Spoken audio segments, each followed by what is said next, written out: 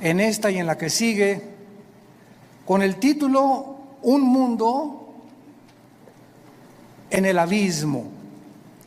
Un mundo en el abismo. Un mundo que está a punto de naufragar. No cabe duda que en estos últimos días hemos visto acontecimientos que han sacudido a las naciones. Acabo de grabar un reportaje especial, los invito a que lo vean en nuestras páginas, redes sociales, titulado Afganistán, donde comparto por cerca de media hora, 35 minutos, lo que está sucediendo en Afganistán, pero más importante que eso, las repercusiones globales que se vienen como consecuencia de lo que acaba de suceder. Y ustedes pues ponen los medios masivos de comunicación, CNN, Fox News, NBC, etcétera, etcétera, y todos los periódicos y los medios de comunicación seculares o del mundo nos presentan una perspectiva geopolítica, económica, histórica, pero no bíblica. Y cuando nosotros nos damos cuenta que estos acontecimientos se están desarrollando, corroborando, confirmando que verdaderamente la Biblia es ahorita la luz del mundo, siempre lo ha sido, pero mientras más oscuro esté el mundo, más oportunidad tenemos nosotros de alumbrar. Cuando un grupo de terroristas o grupo terrorista llamado los talibanes, la palabra talibán significa estudiante, porque son estudiantes del Islam y de la ley Sharia.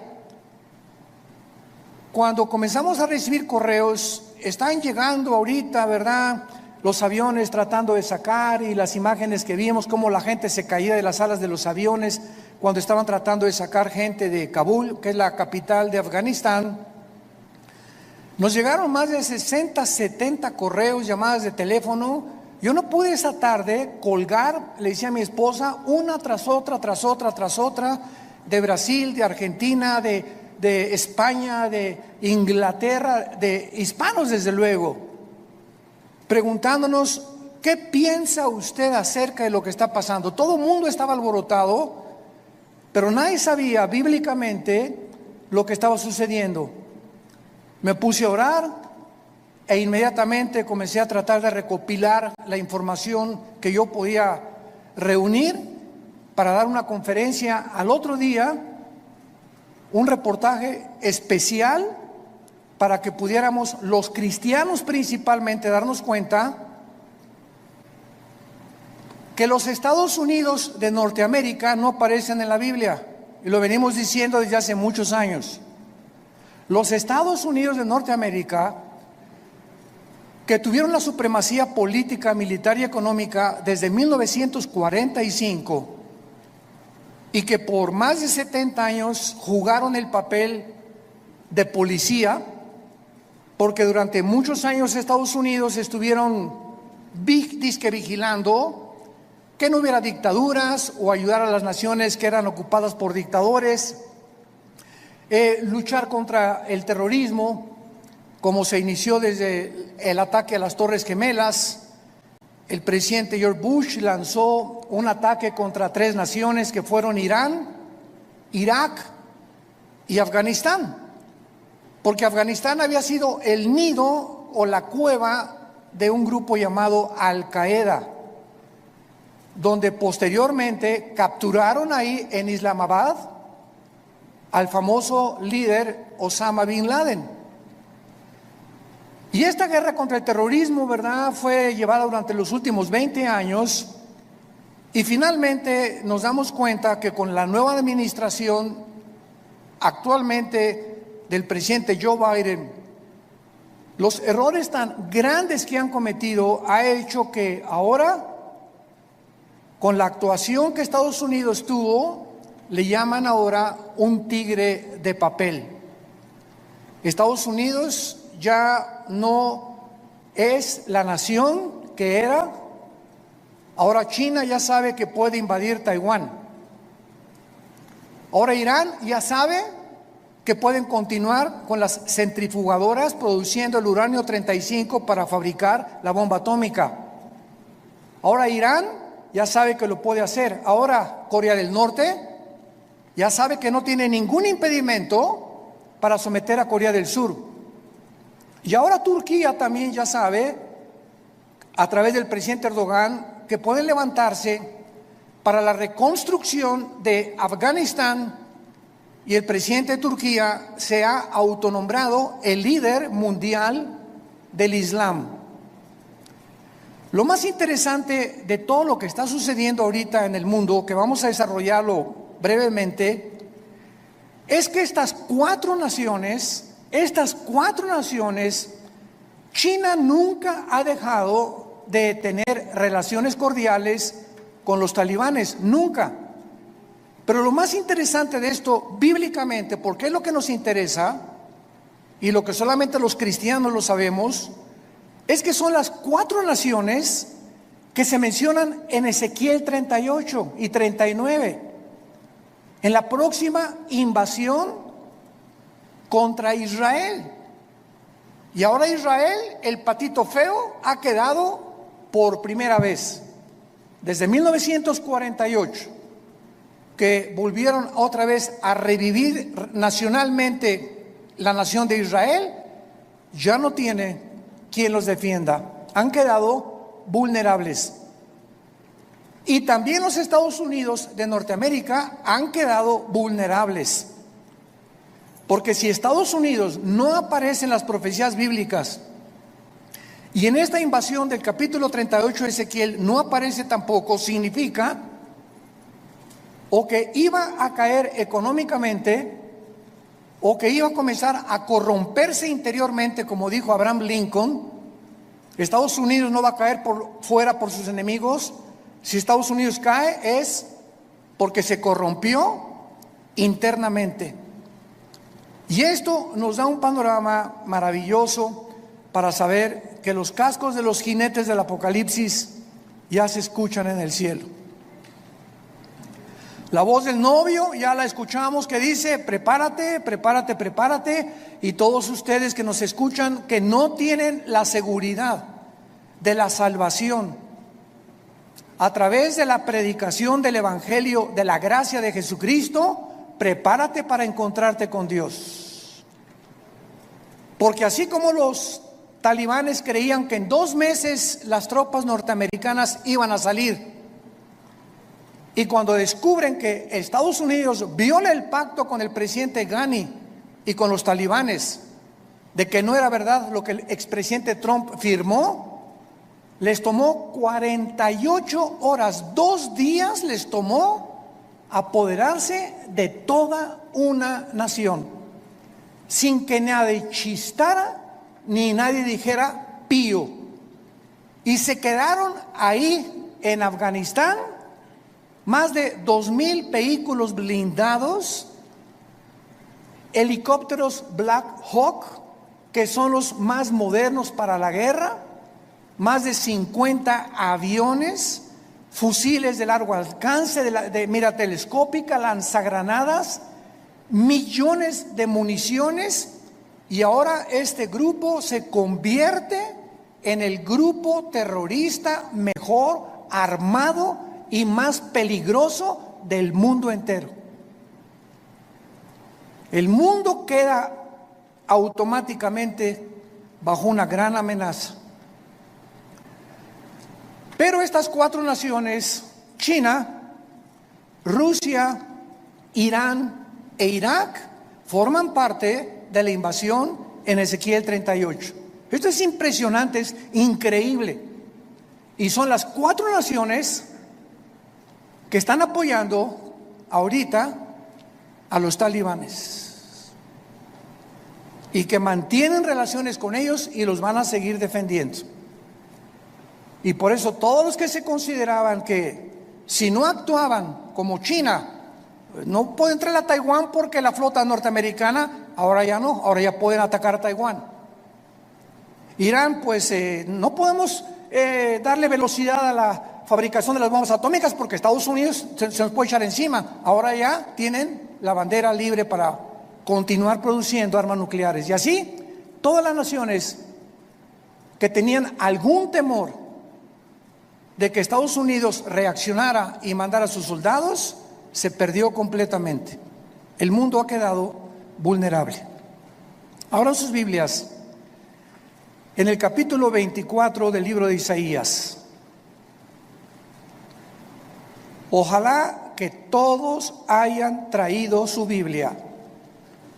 En los tiempos que vivimos, si tú no tomas en serio a Dios y sigues viniendo a la iglesia sin la Biblia, eres un cristiano de papel. A menos que ahorita en el metro se te cayó y lo olvidaste, que solo Dios lo sabe.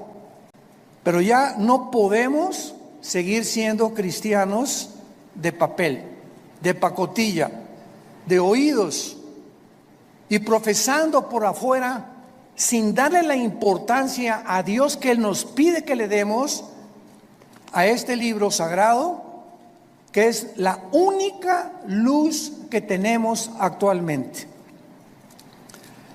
El pasaje que voy a leer en Isaías 24 se escribió hace más de 2500 años. Señores ateos que nos escuchan, escépticos y todas las personas que han atacado la Biblia y que se han burlado de ella, ahora van a comenzar a buscar y a volver otra vez a encontrar quién puede darnos respuestas de lo que está pasando geopolíticamente en el mundo. Y en este pasaje, escrito hace más de 2500 años, se describe cómo va a acabar el mundo. Pero aún más que eso, el Espíritu Santo nos delinea claramente las razones por las cuales el mundo ha llegado a la condición en la que se encuentra actualmente.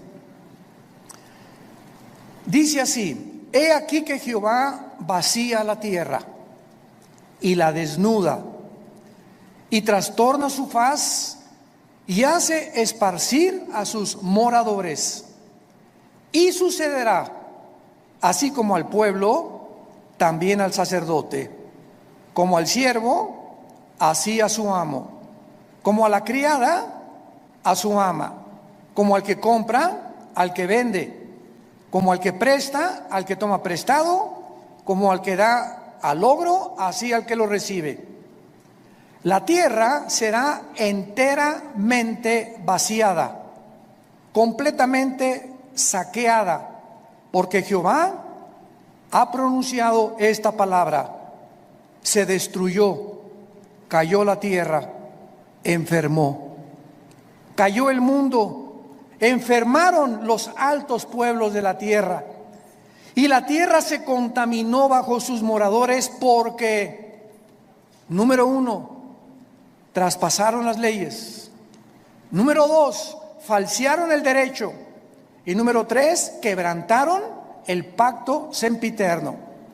Por esta causa, la maldición consumió la tierra y sus moradores fueron asolados. Por esta causa fueron consumidos los habitantes de la tierra y disminuyeron los hombres. Se perdió el vino, enfermó la vid, gimieron todos los que eran alegres de corazón. Cesó el regocijo de los panderos, se acabó el estruendo de los que se alegran, cesó la alegría del arpa. No beberán vino con cantar, la sidra les será amarga a los que la bebieren. Quebrantada está la ciudad por la vanidad, toda casa se ha cerrado, para que no entre nadie. Esta escritura ha sido llamada el Apocalipsis de Isaías, porque después de que Isaías profetiza en este libro el juicio contra 11 naciones, el Señor ahora anuncia el juicio final contra el mundo entero. Ya el Señor Jesucristo había anunciado, Mateo 24:21, porque habrá gran tribulación en el mundo como nunca jamás la ha habido antes. En Lucas 21 escribe estas palabras el evangelista Lucas, versículo 25: habrá señales en el sol, en la luna, en las estrellas, y en la tierra angustia de las gentes, confundidas a causa del bramido del mar y de las olas, desfalleciendo los hombres por el temor y la expectación de las cosas que sobrevendrán en la tierra, porque las potencias de los cielos serán conmovidas. Versículo 34: miren también por ustedes mismos, que vuestros corazones no se carguen de glotonería, embriaguez y de los afanes de la vida, y venga de repente sobre vosotros aquel día, porque como un lazo vendrá sobre todos los que habitan sobre la faz de toda la tierra. Velad pues en todo tiempo, orando que seáis tenidos por dignos de escapar de todas estas cosas que vendrán y de estar en pie delante del Hijo del Hombre. Regresando al pasaje de Isaías, encontramos en los primeros 4 versículos 3 puntos importantes acerca del juicio de Dios. En primer lugar, dice el versículo 1: he aquí que Jehová vacía la tierra y la desnuda, la trastorna y hace esparcir a sus moradores. En primer lugar, encontramos que va a ser Dios y su Hijo Jesucristo, como lo vamos a ver a continuación, los agentes que van a juzgar al mundo. Esto es absolutamente obvio y lógico, ya que Dios es imposible que juzgue a alguien que no merece. Es imposible que Dios mande una maldición sin que los que reciban la maldición se hayan hecho merecedores de lo que recibieron. Porque todo lo que sembramos, todas las decisiones que tú has tomado en tu vida, todas las cosas que has decidido en tu vida, tienen consecuencias, para bien o para mal. Si te casaste equivocadamente, si compraste un vehículo equivocadamente, si hiciste un gasto equivocadamente de dinero, no le eches nunca la culpa a Dios. Somos personas, individuos responsables moralmente de nuestras acciones. Y por esta responsabilidad y esta libertad y libre albedrío que tenemos para hacernos merecedores que lo que sembramos tenemos que recoger, tenemos que formar y normar nuestra vida de aquí en adelante.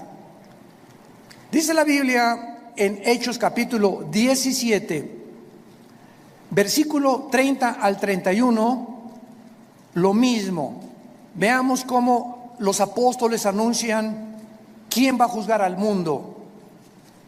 Pero Dios, Hechos 17, versículo 30, pero Dios, habiendo pasado por alto los tiempos de esta ignorancia, ahora manda a todos los hombres en todo lugar que se arrepientan, por cuanto ha establecido un día en el cual juzgará al mundo con justicia por aquel varón, o sea Jesucristo, a quien designó, dando a todos fe por haberle levantado de los muertos.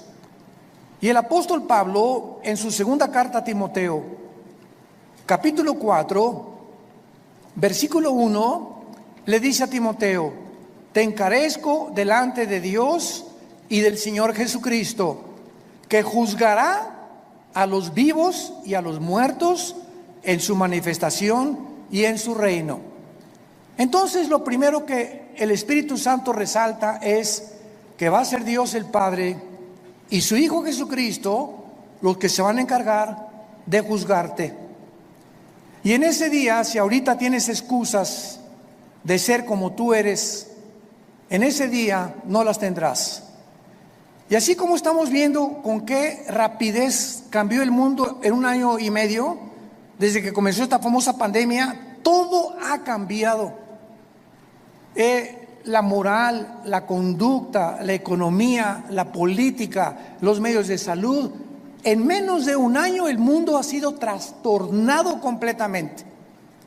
En 48 horas un grupo terrorista se enfrenta al ejército más poderoso del mundo y los hace huir. En 48 horas sin disparar una sola bala. Y así está pasando todo en el mundo, nos está agarrando a todos desprevenidos. La semana que entra, ¿qué vamos a escuchar? Mañana, ¿qué vamos a escuchar en las noticias? Y tal vez la próxima noticia para ti es que te quedan 3 días de vida, te queda 1 semana de vida, te queda 1 mes de vida y no lo sabías, ni te lo imaginabas. Dice la Biblia, prepárate para encontrarte con tu Dios. Viene el juicio. Viene el día del juicio al mundo. Tenemos que reaccionar y tenemos que arrebatar del fuego a nuestra familia, a nuestros amigos, y ahora más que nunca tener convicciones. Tenemos que ser cristianos de convicciones. Si tú no tienes convicciones de la santidad y de la forma que debes de vivir, el mundo te va a jalar, porque la presión, como el imán, es más fuerte lo que te jala que lo que te sostiene. Y lo único que nos sostiene es la fe en este libro, es la obediencia a la palabra de Dios. Prepárense para que sean tomados por dignos de escapar todas estas cosas. Regresamos a Isaías, y en el versículo 2 encontramos, en segundo lugar, que será un juicio universal. Sucederá al pueblo como al sacerdote, al siervo como al amo, a la criada como al ama, al que compra, al que vende, o sea, todas las clases sociales, porque Dios no tiene consentidos, ni Dios hace acepción de personas. Dios juzga a indígenas, a ricos, a reyes, a políticos, a educados, a no educados. Dios juzgará a todos los seres humanos salvajes, mayas, tlaxcaltecas, egipcios, babilonios, etcétera, etcétera. Dios juzgará a todos los seres humanos que descendemos desde Adán hasta nuestros días. Dice en Apocalipsis capítulo 20 cómo será este juicio, porque el juicio que estamos hablando no es el juicio a los cristianos. Cuando estamos hablando que Dios juzgará al mundo con justicia, estamos hablando a todos los que le rechazaron. Todo lo que estamos hablando ahorita, y lo vamos a ver a continuación, por qué Dios los va a juzgar, es el juicio que se llama en Apocalipsis capítulo 20, del 11 al 15, el juicio del gran trono blanco. Porque todos nosotros que hemos recibido a Jesucristo, ya hemos sido juzgados en la cruz. Gloria a Dios, aleluya. Ese hombre llamado Jesús de Nazaret, que murió y abrió sus brazos en esa cruz, llevó tu culpa, tu culpa, tu culpa y mi culpa. Y lo que tú y yo merecíamos pagar ahora en el día del juicio con el infierno y el lago de fuego, Él en la cruz lo llevó en su cuerpo de carne. El que no conoció pecado, por nosotros se hizo pecado, para que nosotros, pecadores, inmundos, cochinos, sucios, fuésemos hechos la justicia de Dios en Él. Y Dios muestra su amor para con nosotros en que, siendo pecadores y en la condición en la que yo me encontraba hace 46 años que yo recibí a Cristo, y en la condición en la que tú te encontrabas, así de cochinos y de sucios, sin ninguna esperanza, Dios me dice que me amaba y que me aceptaba si aceptaba yo el sacrificio de su Hijo en la cruz, y que desde ese momento borraba todos mis pecados del pasado, pero como si jamás los hubiera yo cometido. Esto se llama gracia, porque no lo merecíamos. ¿Qué es la gracia? Un favor que no merecemos. Hace algunos años, en la década de los 80s, íbamos cada 15 días a Santa Marta, Catitla, a la penitenciaría de los hombres y también a la cárcel de mujeres. En aquel tiempo estaba de jefe de la policía el general Arturo Durazo. Dios nos dio gracia con él y me recogían en un patio en helicóptero y me llevaban a Santa Marta, Catitla. Ahí aterrizaba yo con un helicóptero de la policía y juntaban a todos los presos para que les predicáramos el evangelio. Imagínense nada más la gracia que Dios nos dio. Y una vez se acerca después del mensaje un preso llorando y me dice: oiga, pastor, ¿usted cree que Dios me pueda perdonar? Yo había predicado sobre el hijo pródigo en esa tarde, eran como las 5:30, 6 de la tarde. Y le dije, ¿por qué? Me dice, porque he matado a 28 personas. Pero quiero decirle que estoy aquí en la cárcel no por las 27 asesinatos que cometí antes, sino porque me mandaron de un estado a la Ciudad de México a matar otro recadito que me encargaron, porque yo era matón a cuenta, y en el periférico saqué la 38 y maté a esa persona que me encargaron matar, y la policía me agarró, y estoy aquí por un crimen para pagar 15 años, pero yo debo 27 vidas más. ¿Y saben lo que le contesté? La sangre de Cristo perdona todos tus pecados. Él no lo podía creer. Quiere decir que si yo acepto a Cristo ahorita y lo reconozco como mi Salvador, todos esos crímenes no voy a pagar por ellos. Y le dije, amén.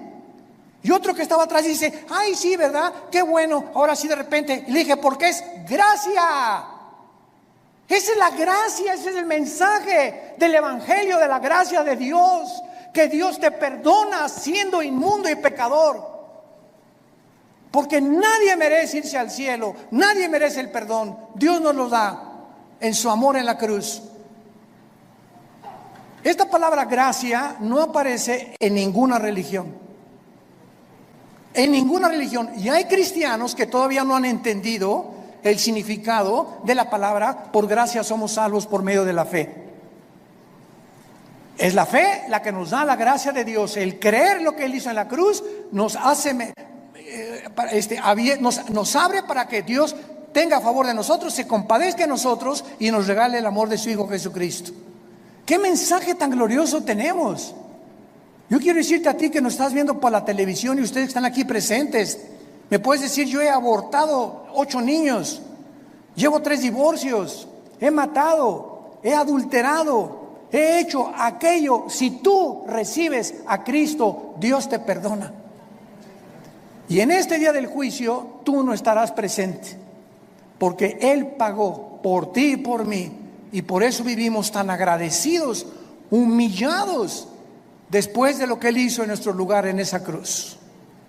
Dice Apocalipsis 20, versículo 11, hablando del trono donde estarán todos los que rechazaron este regalo de Dios. Vi un gran trono blanco y al que estaba sentado en él, de delante del cual huyeron la tierra y el cielo, y ningún lugar se encontró para ellos. Esto nos habla que este juicio será después del milenio, porque los que estén en este juicio van a ver cómo desaparece la tierra y los cielos. Y después de este juicio, Dios hará nuevos cielos y nueva tierra. Entonces, este juicio será hasta después de los 1000 años o del reino mesiánico que Jesucristo le prometió a los profetas. Y dice el versículo 12 que Juan el apóstol que escribe esto, vi a los muertos, grandes y pequeños, de pie, y los libros fueron abiertos. Y otro libro fue abierto, el cual es el libro de la vida. Y fueron juzgados los muertos por las cosas que estaban escritas en los libros según sus obras. Vemos que Juan nos dice que cuando Dios abrió los libros, todos los seres humanos que estaban enfrente del trono de Dios estaban parados. No había nadie de rodillas, todos de pie. ¿Por qué? Porque en ese momento se acabó la misericordia. En ese momento ya no hay gracia. En ese momento ya no hay favor, ya no hay nada más que dictar la sentencia. La gracia, el favor, la misericordia están hoy que tú me escuchas delante de ti a través del mensaje del Evangelio de la gracia de Jesucristo. Pero si después de esta vida tú rechazas lo que te está Dios ofreciendo en este momento, se acabó, porque eres responsable. Somos sometidos a la ley de la responsabilidad individual, y cuando tú te mueras, te morirás en tus pecados, porque tú así lo decidiste. Como dijo un predicador hace algún tiempo, Dios no manda a nadie al infierno. Dios no manda a nadie al infierno, ellos se van solitos. Dios dio a su Hijo en la cruz, y si tú te condenas es porque tú escogiste pasar la eternidad lejos de Dios, porque en esta vida rechazaste a Dios y no lo quisiste, menos te gustará seguir con Él después de muerto. Los libros van a ser abiertos, todos tus pensamientos, todas tus palabras y todas tus acciones serán traídas delante de ti como en una película. Y observamos que Dios te va a juzgar por las obras. Qué irónico, ¿verdad? La salvación es por gracia sin las obras, pero el juicio será por las obras, por lo que tú hiciste. Y ahora, por lo que nosotros hicimos, Dios nos perdona, pero el día del juicio no lo vas a soportar. Y en tercer lugar, regresamos a Isaías 24, dice el versículo 3 y 4, que este juicio devastará completamente el mundo. La tierra será vaciada, versículo 3, Isaías 24, completamente saqueada. Jehová ha pronunciado esta palabra: la tierra se destruyó, enfermó, cayó el mundo, blasfemaron los altos pueblos de la tierra, y la tierra se contaminó bajo sus moradores, porque traspasaron las leyes, falsearon el derecho y quebrantaron el pacto sempiterno. Estas características del versículo 4 ya las podemos ver. ¿En qué planeta estamos tú y yo viviendo? En un planeta donde el aire ya está contaminado. Las frutas, las cosechas, la agricultura, los campos están contaminados. El mar inmensamente contaminado. La comida contaminada. Todo a nuestro alrededor es un mundo contaminado. Y lo más interesante que vamos a descubrir a continuación es que ahorita las naciones, el efecto global y el clima, están luchando las naciones por mejorar el clima, sin que los líderes de las naciones se den cuenta, porque hay un velo en sus mentes que no pueden entender la realidad de lo que nos rodea.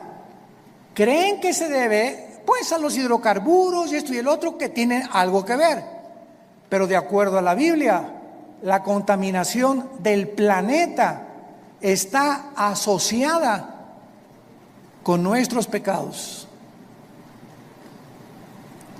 Mientras más inmoralidad hay en el mundo y mientras más maldad hay en el mundo, la tierra sufre igualmente que nosotros.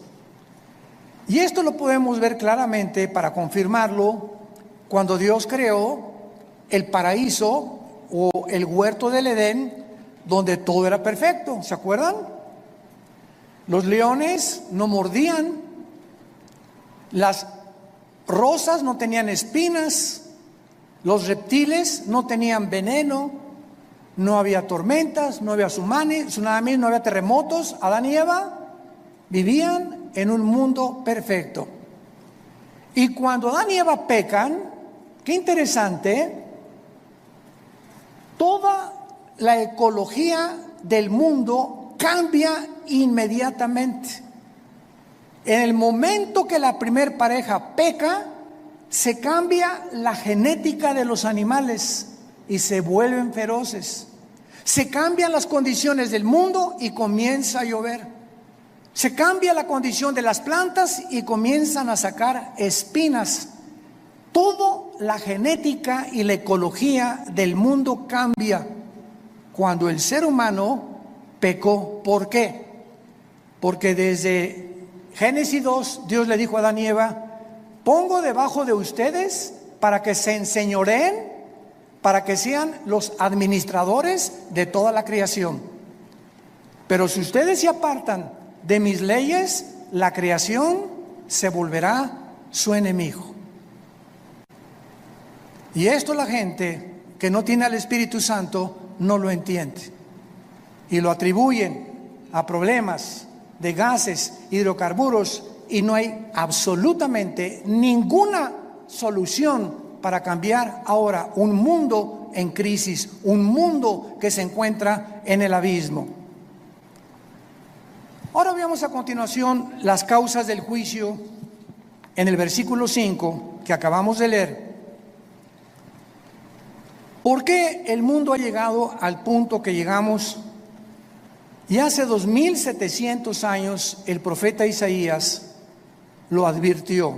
Número 1, la tierra se contaminó bajo sus moradores porque, en primer lugar, falsearon las leyes o falsearon el derecho. Esta palabra es Torah en el hebreo, si te interesa ponerlo, cuando dice falsearon las leyes, falsearon los mandamientos de Dios. Y esto es importante porque la Biblia nos muestra claramente que la contaminación, repito, afecta al ser humano, y la iniquidad y la maldad y la inmoralidad de los habitantes del mundo es tan grande el pecado, que la naturaleza se vuelve contra nosotros. Veamos otros ejemplos de esto en el libro de Job, capítulo 36. Job, capítulo 36, versículo 33. El trueno declara su indignación. ¿Han oído ustedes los truenos y los rayos? Mi esposa, cuando truena, a ella me encanta que truene, porque sé que no me va a pasar nada. Y mi esposa sale corriendo y ay, está lloviendo. Y digo, pues aquí, mira, más cerquita aquí conmigo, y aquí la apapacho. Pero cuando truena, nos ponemos así, ¿verdad? Porque se oye una cosa esplendorosa en el cielo, como una voz gigantesca, ¡pum! Y dice la Biblia que es una manifestación de la indignación de Dios, los truenos, como diciéndonos: ahí les va un botón de muestra de mi poder. Y la tempestad proclama su ira contra la iniquidad. ¿Se dan cuenta? Como todo lo podemos respaldar bíblicamente. Ahora capítulo 37 de Job, versículo 12 y 13. Asimismo, por sus designios se revuelven las nubes en derredor, para hacer sobre la faz del mundo, en la tierra, lo que Él les mande. Unas veces por azote, otras por causa de la tierra, otras por misericordia las hará venir. Nos damos cuenta que las lluvias es una misericordia de Dios, mas no las inundaciones. Entonces, Dios hace llover muchas veces por misericordia de nosotros. Necesitamos tierra fértil que produzca, ganado que tenga que comer, que los ríos suban su caudal y su volumen y su nivel. Pero otras veces encontramos que estas mismas aguas Dios las usa como un medio donde nos está diciendo: ustedes van por mal camino. Entonces, qué interesante que la Biblia nos muestre que el planeta se encuentra como se encuentra porque la maldad de los hombres es demasiada.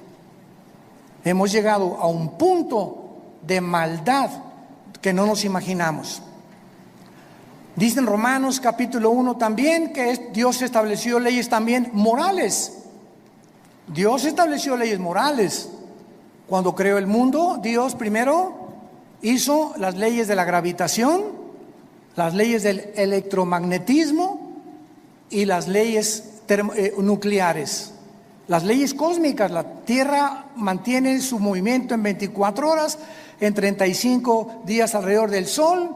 Vemos que la ley de la gravitación actúa las 24 horas del día, pero así, como estamos bajo un universo completamente y lujosamente, admirablemente diseñado por el Creador, gracias, señores científicos que nos escuchan, gracias al orden y el diseño de las leyes, existe la ciencia. ¿Por qué existe la astronomía? Porque los astrónomos pueden ver perfectamente bien y predecir un meteoro o esto y el otro, porque el universo está obrando, trabajando metódicamente como un reloj que se le dio cuerda. ¿Por qué existen las leyes? La primera y la segunda ley de la termodinámica, porque todo nos habla que está sujeto a un deterioro, a una oxidación. El Sol pierde toneladas masa cada segundo, y gracias a esto se establece que no hay evolución, que la segunda ley de la termodinámica contradice la ley de la evolución. En lugar de que estemos evolucionando, vamos de arriba hacia abajo, no vamos mejorando. Ya se profetizó hace 2000, la tierra iba cada día a deteriorarse más, y el carácter de los seres humanos iba a llegar a comportarse más bajo que el de los animales. Traspasamos las leyes. Dice Romanos capítulo 1, versículo 21: pues habiendo conocido a Dios, no le glorificaron como a Dios, ni le dieron gracias, sino que se envanecieron en sus razonamientos, y su necio corazón fue entenebrecido. Profesando ser sabios, se hicieron necios, y cambiaron la gloria de Dios incorruptible en semejanza de imagen de hombre corruptible, de aves, de cuadrúpedos y de reptiles, por lo cual Dios los entregó a la inmundicia en la concupiscencia de sus corazones, de modo que deshonraron entre sí sus propios cuerpos, cambiaron la verdad de Dios por la mentira, honrando y dando culto a las criaturas antes que al Creador, el cual es bendito por los siglos. Por esto Dios los entregó a pasiones vergonzosas. Aún sus mujeres cambiaron el uso natural por el que es contra naturaleza, y los hombres igualmente, dejando el uso natural de la mujer, se encendieron en su lascivia unos con otros, cometiendo hechos vergonzosos hombres con hombres, y recibiendo en sí mismos la retribución debida a su extravío. Acabo de leer un artículo de uno de los más grandes y prestigiados psiquiatras del siglo XXI, aseverando la siguiente declaración: el 70% de las personas transgénero se quitan la vida.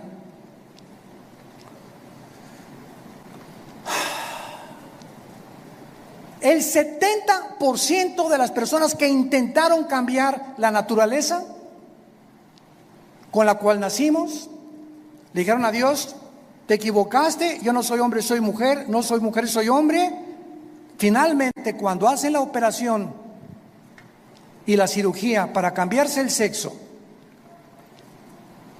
en su alma son como Dios los creó. Y comienza una lucha interna: ¿soy o no soy? ¿O qué soy? Y la confusión y el conflicto mental llega al grado que prefieren quitarse la vida.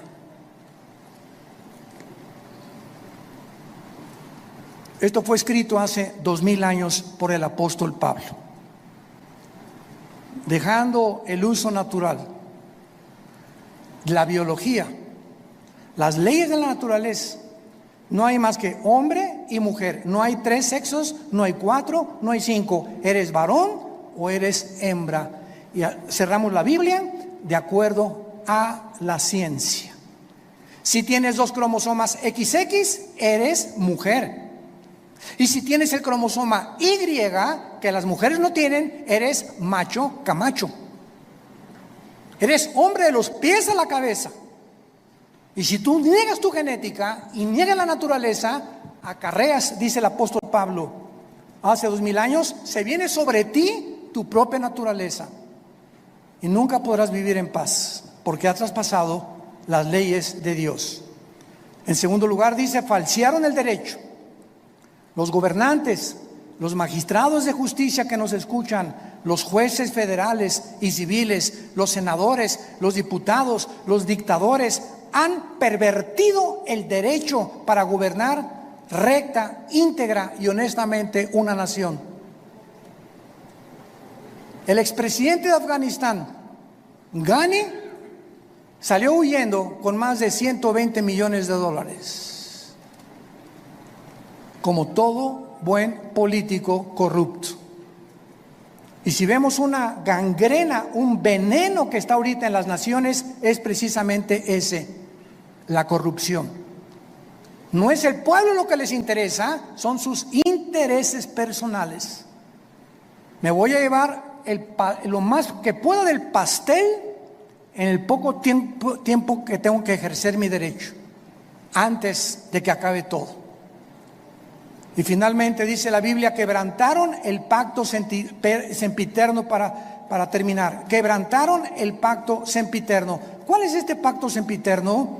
Veamos el libro de Malaquías, antes de Mateo, para terminar, el último libro de la Biblia, Malaquías capítulo 2, versículo 13, lo que el profeta escribió antes de que iniciara la venida de Jesucristo. Malaquías 2, versículo 13. Y esta vez haréis cubrir el altar de Jehová con lágrimas, de llanto y de clamor. Ya no miraré más a la ofrenda para aceptarla con gusto de tu mano. Me dirás, ¿por qué? Porque ha Jehová atestiguado contra ti y la mujer de tu juventud, contra la cual has sido desleal. Estoy enojado contra ti. ¿Por qué, Señor? Porque no eres fiel a tu esposa.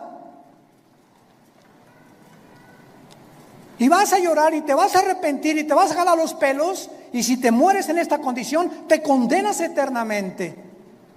Desleal. Vamos a ver qué significa la palabra en hebreo, desleal. Siendo ella tu compañera y la mujer de tu pacto. ¿Cuál es el pacto que menciona Isaías que acabamos de mencionar? Sempiterno, el primer pacto que Dios estableció antes de cualquier institución humana, de los colegios y de los gobiernos. Se llama el pacto inquebrantable del matrimonio. A los que les interese, la palabra desleal en el hebreo es la palabra bagad, con B de bueno, A de Armando, G de Gárgara, H, A de Armando, D de David. Bagad. Escuchen lo que significa ser desleal. Actuar encubiertamente, hipócritamente, fraudulentamente o secretamente, encubrir, tapar, engañar y decir cosas que no sentimos. Cuando tú te volteas a tu esposa y dices te amo, solo Dios sabe que le estás diciendo que verdaderamente le amas. Y cuando tú le dices a tu esposa te amo y atrás de ti tienes tu amante, estás encubriendo, eres un hipócrita, estás falseando completamente y Dios te está escuchando. Y eso Dios lo tiene que castigar. Dios tiene que juzgar la deslealtad, la hipocresía que podamos tener en el matrimonio.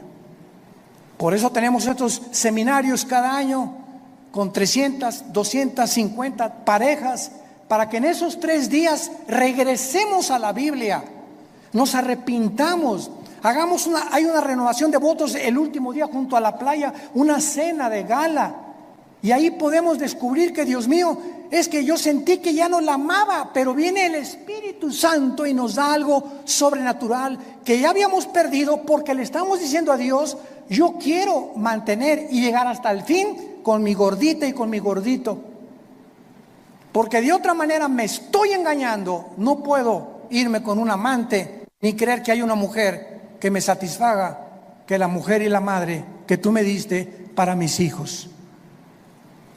El mundo está enfermo, tenemos que reaccionar, y en esta tarde les pido a todos ustedes que se arrepientan de sus pecados. Si hay alguna área en la que el Espíritu Santo te ha hablado, arrepiéntete hoy, porque por esta puerta no entraste en esta mañana por coincidencia. Dios te ama, Dios te ama, Dios te ama, y Él no quiere que salgas por esta puerta como entraste esta mañana. Tú no sabes si ahorita te atropella un coche, no sabes si te da un ataque al corazón, no sabes si te da una embolia cerebral mañana, o si pasado mañana el doctor te dice: las placas no mienten, don Pancho, usted tiene cáncer y tiene 3 meses para vivir. Dios quiere que tú vengas a la cruz a perdonar tus pecados y a que arregles tus cuentas de una vez por todas con su Hijo Jesucristo. Oremos. Te damos gracias, Señor, por tu palabra, porque de tal manera nos amas que nos has dado a tu Hijo Jesucristo, para que cualquiera, sin acepción de personas, que crea en Él, no se pierda, mas tenga la vida eterna. Mas Dios muestra su amor para con nosotros en que, siendo aún pecadores, Cristo murió por nosotros. Mas Él herido fue por nuestras rebeliones, molido por nuestros pecados. El castigo de nuestra paz fue sobre Él, y por sus llagas hemos sido nosotros curados.